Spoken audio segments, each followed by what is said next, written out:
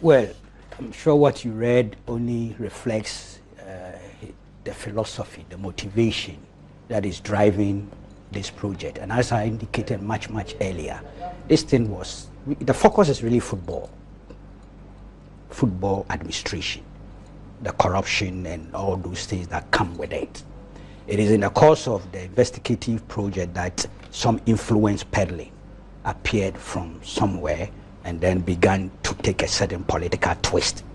Otherwise, it's essentially a football matter.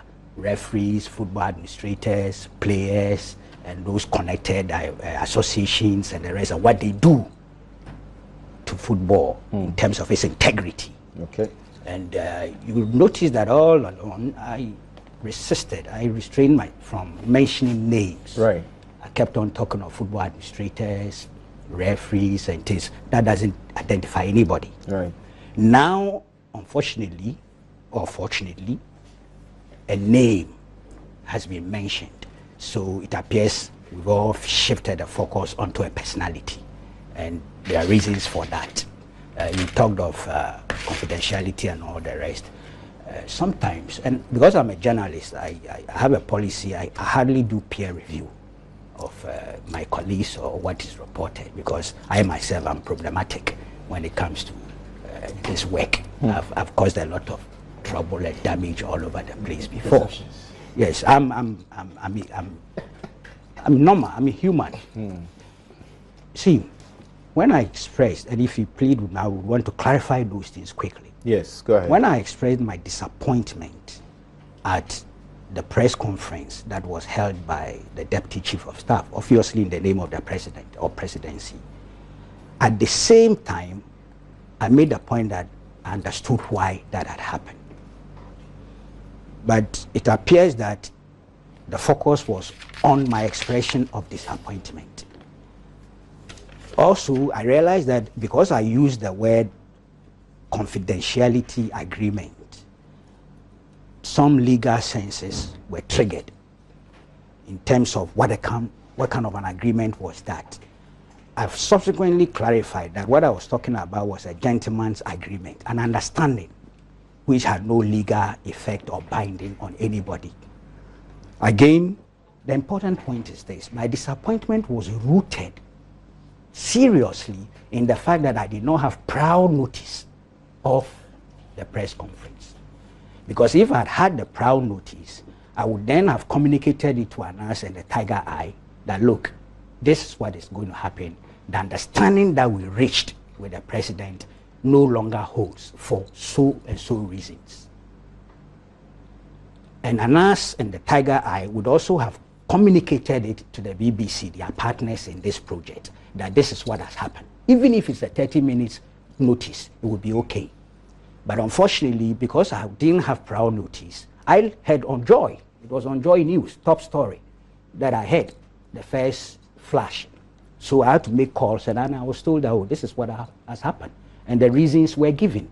The reasons were that one or two disclosures had been made on the radio station. I didn't even want to mention the fact that was Kwame's program that it happened. But Kwame forced me on Wednesday, because really, he didn't do it for mischief. You might say there was an act of indiscretion, but there was no mischief there. And I've read elsewhere people are talking of betrayal. I'm not sure they understand what the betrayal means. What he did does not amount to any betrayal.